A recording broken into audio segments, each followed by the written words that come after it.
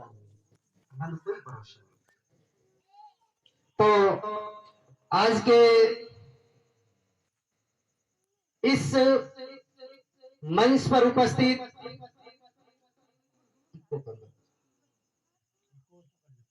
परम पूजनीय परम आदरणीय संत शिरोमणि कांति जी महाराज एवं उसी के पास में परम पूजनीय परम आदरणीय कनु जी महाराज एवं उसी के पास में विराजमान परम पूजनीय परम आदरणीय नोपाराम जी महाराज और सनाली निवासी परम पूजनीय परम आदरणीय रामदास जी महाराज और मेरे पास में ही विराजमान परम पूजनीय परम आदरणीय नोपाराम जी महाराज। और आज हम सभी जिनकी छत्र छाया में हम सभी यहाँ पर एकत्रित हुए हैं, ऐसे परम पूजनीय परम आदरणीय संत शिरोमणि हीरदास जी साहेब और इस सत्संग में उपस्थित समस्त भक्तों और माता बहनों को इस दास की ओर से कोटि कोटि नमन करता हूं। महापुरुष कहते हैं कि यह मनुष्य जीवन 84 लाख योनियों के बाद में मिला है, यानी उत्तम से उत्तम ये मनुष्य जीवन मिला है भाई। इस तन से जो कुछ करना हो सो कर सकते हो भाई। मनुष्य ये आत्मा के रूप में पैदा होता है, लेकिन अगर उत्तम करनी करेंगे तो आत्मा से महात्मापन बढ़ सकता है और उससे भी उत्तम करनी करे तो महात्मा से परमात्मापन बढ़ सकता है। इसलिए कहा जाता है कि पशु की बलिया बनी तो नर का कुछ नहीं हो। अगर नर उत्तम करनी करे तो नर में से ही नारायण हो भाई। पर किसी महापुरुष के शरण में जाए तब यार, ये मनुष्य जब जन्मता है ना, तब एक खाली एक मनुष्य का पुतला जन्मता है। पुतला, उसको मनुष्य नहीं कहेंगे यार भाई। देख लो, आप अनुमान लगाओ कि जो मनुष्य कोई दारू पीता है उसको आप मनुष्य कहोगे क्या? है जो कोई मांस खाता है उसको मनुष्य कहोगे क्या? जो व्यभिचार करता है उसको मनुष्य कहेंगे क्या? नहीं कहेंगे। जो बाजी खेलते हैं उसको मनुष्य कहेंगे क्या? नहीं भाई। जो व्यक्ति दारू पीता है उसको क्या कहेंगे? ये तो दारूडिया है यार, उसको मनुष्य कहेंगे नहीं। और जो कोई बाजी खेलता है उसको क्या कहेंगे? ये तो जुगारी है, उसको मनुष्य कहेंगे नहीं। लेकिन मनुष्य बनना है तो ऐसे जो महापुरुष बैठे हैं ना, इनके सानिध्य में जाना पड़ता है भाई, तो जाके मनुष्य बनते हैं भाई। किसी किसी को कहते हैं यार कि ये तो गधा है, ये तो बंदर है, ये कहते हैं यार। मनुष्य को बंदर और गधा क्यों कहते हैं यार भाई? उनसे लक्षण भी वैसा ही है ना, इसलिए गधा और बंदर तो कहते हैं ना भाई। उनका गधे जैसी आदत है, गधे जैसा उनका वर्तन है, इसलिए उसको गधा और बंदर तो कहते हैं ना। और मनुष्य बनना है ना तो किसी महापुरुष के सानिध्य में जाना चाहिए भाई। कोई पत्थर होता है, वो पत्थर किसी रोड साइड में पड़ा है और वह पत्थर किसी कारीगर के हाथ में चला गया और कारीगर उसको सीनी और हथौड़ी से ठोक ठोक कर जो नकामा भाग यानी खराब हिस्सा होता है वो निकाल देता है। फिर किसका आकार देता है? मूर्ति का आकार देता है ने। और वो पत्थर अगर कारीगर की सोट को सह ना सका तो वह कंकड़ हो जाया करता है, और कारीगर की सोट को वह सह गया तो वह संकर हो जाया करता है मेरे भाई। पर सोट को सहन करने के लिए हमारा पर पात्र पर मजबूत होना चाहिए भाई। जब तक अगर ये हमारा पात्र मजबूत नहीं है ना तो सोट को सहन नहीं कर सकेंगे भाई। हमारा ये पात्र है ना भाई, कहते हैं ना कि जो शेरनी का दूध होता है वह किसी सोने के पात्र में ही उसका दूध ठहरता है ना। अब पात्र कौन सा? ये रहा ये पात्र। और शेरनी कौन? ये बैठे ये शेरनी। दूध कौन सा? जो इनके मुख से जो शब्द निकलता है वो दूध है भाई। जब अगर ये हमारा पात्र मजबूत होगा ने तो ही जाके गुरु महाराज का शब्द हमारे अंदरियों यानी जम सकता है, तो ही हमें समझ में आ सकता है भाइयों। पर हमारे अंदर तो जो कचरा भरा है, कई प्रकार के कचरा भरा है भाई, जिसे वासना काल क्रोध का ये कचरा भरा है, इनको तो निकाल दे यार भाई। एक गुरुजी था, एक शिष्य था, तो थोड़ी उसकी आर्थिक स्थिति, वो गरीब था। तो गुरुजी ने कहा बेटा कि आपकी स्थिति थोड़ी गरीब है, तो आपको मैं एक पारस मणि पत्थर देता हूं, तो आपका जितना भी धन कमाना हो, यानी जितना भी आपका सोना प्राप्त करना हो आप कर लेना, लेकिन मैं आपको 5 दिन की मोहलत देता हूं। 5 दिन के अंदर मैं आपके घर पर आ जाऊंगा। तो वहां ठीक है, तो चेले को गुरु ने पारस मणि पत्थर दिया, चेला लेकर घर गया और एक बड़ा सा डिब्बा था, उस डिब्बे के अंदर ये वह पारस मणि पत्थर डाल दिया। और सेला देखे कि अब सोना बने, अब सोना बने, अब सोना बने। 1 दिन हो गया, 2 दिन हो गए, 3 दिन हो गए, 4 दिन हो गए, लेकिन वह डिब्बा का वह सोना हुआ नहीं। और 5वें दिन तक वह सोना हुआ नहीं। और 5वें दिन तो गुरुजी आ गए और गुरुजी ने कहा बेटा अब तो आपकी आवश्यकता हो, इतना तो आपने सोना बना लिया होगा, मेरा जो पारस मणि पत्थर को वापस ला। तो चेले ने कहा कि गुरुजी कि आपने जो मुझे पारस मणि पत्थर दिया ना वो तो नकली है। गुरुजी कहे कि यार मैंने जो पारस मणि पत्थर दिया वो नकली कैसे हो गया है, ये तो ऐसा तो हो ही नहीं सकता है। तो गुरुजी ने कहा कि बेटा कि आपको मैंने जो पारस मणि पत्थर दिया था वो कहाँ रखा। तो सेले ने कहा कि वो उधर डिब्बा है ना बड़ा सा, उसके अंदर ही मैंने डाला है। तो चलो जाकर देखते हैं। गुरु और शिष्य दोनों उस डिब्बे के पास में गए और देखा कि उस डिब्बे के अंदर ये जो कचरा था ने, उस कचरे के अंदर ये वह पारस मणि पत्थर था, उस लोहे बटस हुआ ही नहीं था, इसलिए वह डिब्बा था वो सोना हुआ नहीं। इसी तरह से हमारे अंदर ये जो काल क्रोध विकारी वस्तु है वो निकाल दोगे तब जाके ही ये सोना होगा भाई। हम वापस भक्ति तो करते हैं लेकिन इन गुरु महाराजों के ऊपर विश्वास भी नहीं करते हैं भाई। जब तक आप गुरु महाराज के ऊपर विश्वास नहीं करोगे तो आप इस भवसागर से पार नहीं हो सकते हो भाई। एक लंका में एक व्यक्ति उदास था, तो विभीषण ने पूछा कि अरे भाई आप उदास क्यों बैठे हो। तो उसने कहा कि यार मुझे ये समुद्र पार करना है पर मेरे पास कोई साधन नहीं है और मैं ये समुद्र कैसे पार कर सकता हूं, इसलिए मैं उदास हूं। तो उस विभीषण ने कहा कि देख भाई मैं आपके धोती के पल्ले में एक मंत्र बांध के देता हूं, इस मंत्र से आप इस समुद्र के अंदर डूबोगे नहीं, ऊपर ऊपर चलते जाओगे। तो उसने कहा कि बात ठीक है भाई। तो विभीषण ने तुलसी का पत्ता लिया और तुलसी के पत्ते के ऊपर ये 2 अक्षर लिखे राम लिखा, राम लिखा और धोती के पल्ले में उसको गांठ बांध कर दे दिया कि जा अब आप पानी के अंदर डूबोगे नहीं, ऊपर ऊपर चलते जाओगे। तो जैसे ही उस मंत्र के ऊपर उस व्यक्ति ने विश्वास रखा, दृढ़ विश्वास रख के वह पानी के अंदर उतरा और ऊपर ऊपर चलने लगा। और बीच में गया और उसको एक शंका जगी कि यार कि इस विभीषण ने ऐसा कौन सा मंत्र बांधा है कि जो मैं पानी के अंदर डूबता नहीं हूं, ऊपर ऊपर जाता हूं, जरा खोलकर तो देखना चाहिए ना। तो जैसे ही वह मंत्र खोलकर देखा और 2 अक्षर लिखे थे राम, 2 अक्षर राम लिखा और उसने कहा अरे ये तो एक छोटा सा राम का नाम है, जो सरदा थी वो अन्य सरदा में बदल गई और तुरंत ही वह पानी के अंदर डूबकर मर गया।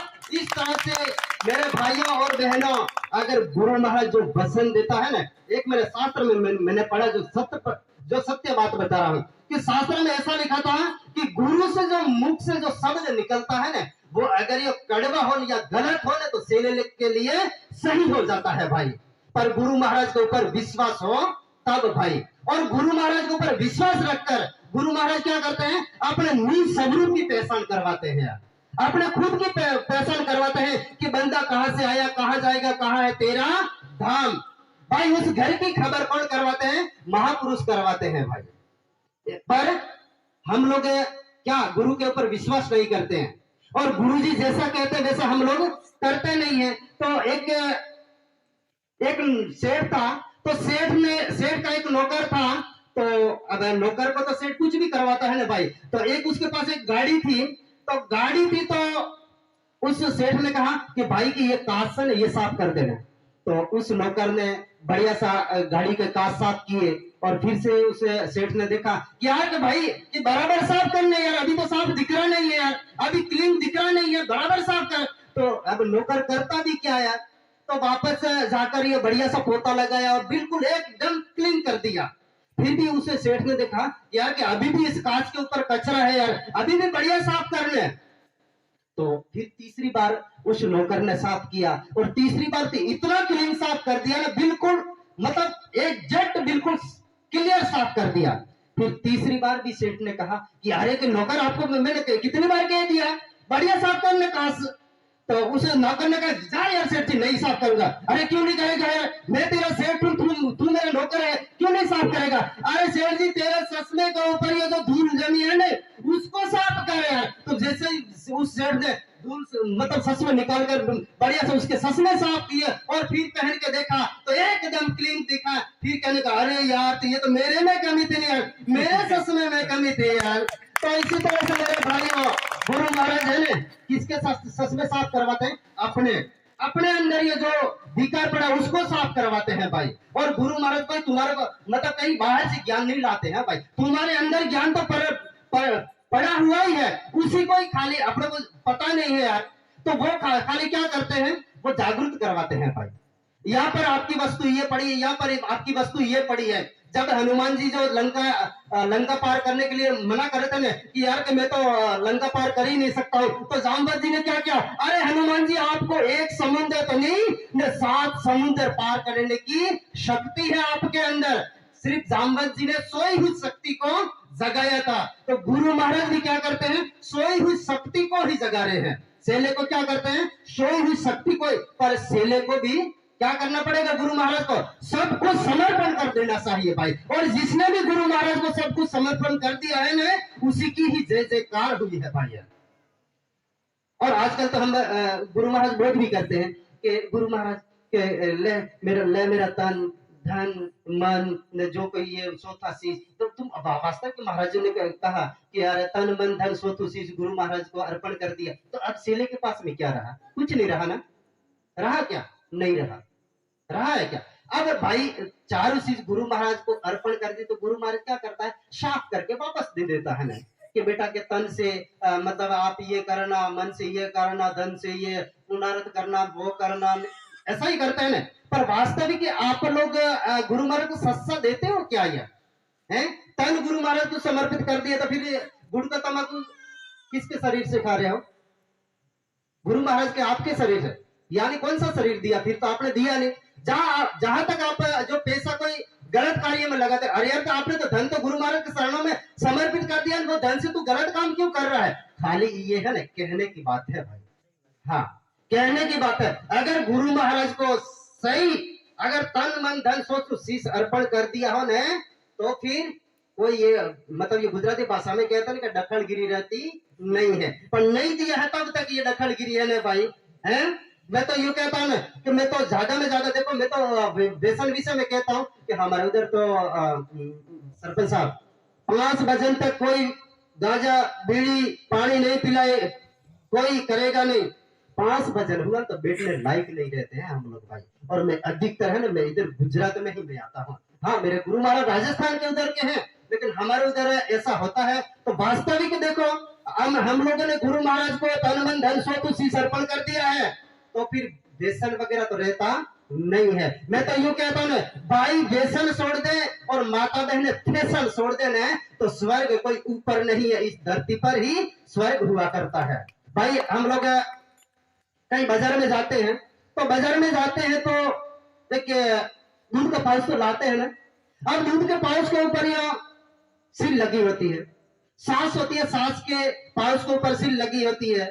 जब कोई बिस्किट वगैरह होता है, बिस्किट के ऊपर ये सील लगी होती है, लेकिन एक ही वस्तु ऐसी है कि उसके ऊपर ये गांठ लगी होती है सरपंच साहब।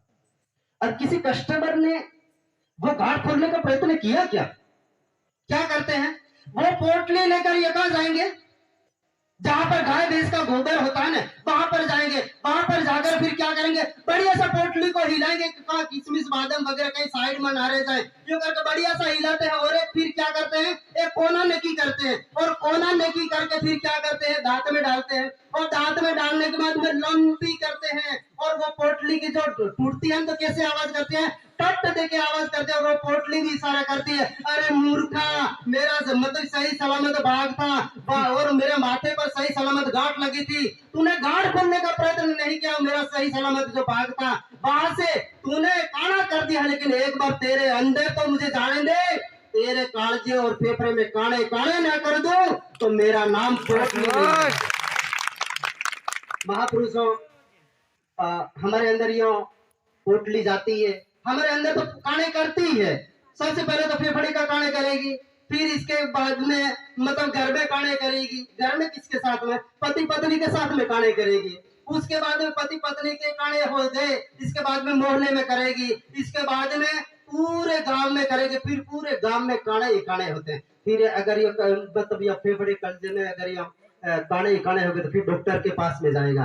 फिर क्या कहते हैं, अल्लाह के मतलब डॉक्टर आतरी दवा करावी है, डॉक्टर ने कोई कारी लागी नहीं फिसल पोपाड़ो हर जाए, पोपाड़ो हर जाए तो बस कई करे कि यार के पोपान ते कोई लाठी नहीं है बिना डॉक्टर। अरे गाड़ा तूने क्या किया है वो तो देखता है नहीं यार, पहले ठोकस कसरा पत्र समझ कर ठोकना ही ठोकना किया है ना। इसलिए जो मैं तो यूं कहता हूँ ना कि आप लोग जो नशा ही करना है ना तो भांग बीड़ी तम्बाकू गुटखे गांजे का नहीं, हरि नाम का नशा करो यार, प्रभु नाम का नशा करो बंदा।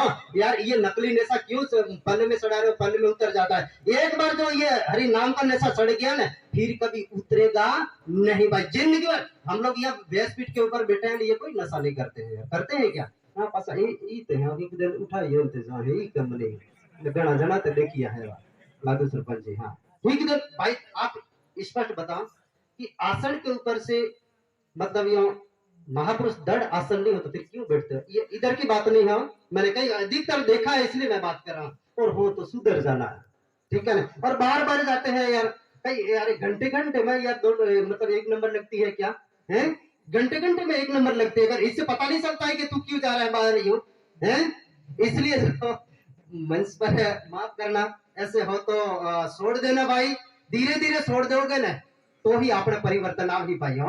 और सबसे पहले तो मैं तो यूं कहता हूं ना, तुम आप आत्मज्ञान तो आप होगा ही। आपने भाई स्कूल में प्रवेश लिया है तो आपको आत्मज्ञान होना ही है यार, ठीक है ना, आत्मज्ञान होना ही है। पर सबसे पहले आपने गरमाई हो झाड़ू नहीं काट होना तो बाहर हो काट बाहर रहिया। जब तक अपने अंदर से जो झाड़ू नहीं निकालेंगे ना तब तो बाहर से सफाई करने रही भाई, ठीक है ना। सबसे पहले अंदर से सफाई करेंगे तब जाके हम बाहर करेंगे तब जाके वो एकदम क्लीन देखेगा। नहीं तो घना जना में एवा भी देखिए है मन सौ पर तो मोटा आवा मन हर कान आवा ओटी दावे जान तो के पाके ओहो इना मोटो भगत ने कोई बगुलो है। पर वास्तविक घर में एरियो ने तो घर में जो मोटी बहनों है ना उन्होंने जब तो नहीं है यार। हाँ हंसी बात क्यों, हाँ मतलब सही कह रहा हूँ, मतलब कभी मतलब हंसमुख से कभी पति पत्नी बात नहीं करते, ऐसी जिंदगी को धिक्कार है यार। हाँ कभी नहीं जमती ऐसे। मैंने एक वास्तविक देखो महाराज, मेरे जैसा ही महाराज एक बार लीदाई करेंगे तो मैं लीदाई करें तो पति यहाँ पर लीदाई करें पत्नी वहां पर करे। और मैं तो वैसे मजाक की आदमी हूँ लादू की तरह, और मैं तो बोलता हूँ तो कड़वा, मेरा प्रवचन कड़वा ही है, ठीक है ना। और जहां पर वो लाख है कि ऐस बोलो लगा पर तो होतरूंगा कि यार है तो फिर मैंने जाकर पूछा हला के भाई के तू भाभी जी ओणी बाजू ली तू ओणी बाजू तू जब कला हला कीम ला क्या तो मुझे यार जिज्ञासा जगी ऐसा क्यों हो रहा है यार। फिर उसने मुझे यार बताया पकड़ा तो महाराज उनके मेरे पर बिलो क्या कि महाराज तो क्या नहीं ज्यादा समय जगत करते हैं तो ऐसा नहीं होना चाहिए मेरे भाई, सही है ना भाई। देखो एक व्यक्ति था तो नहीं कोई मतलब हर किसी की ये बात थोड़ी है, मतलब किसी तो बनती है जोरदार, एक कटोरी में मतलब खाना खाते इतनी भी बनती है भाई, ऐसा थोड़ी है कि यार मतलब हर कोई वैसा ही होगा। तो एक भाई था तो उसका मतलब पति पत्नी का बहुत घनिष्ठ मित्र था, मतलब प्रेम था। तो खाना खाते तो भी एक कटोरी में जहां गए भी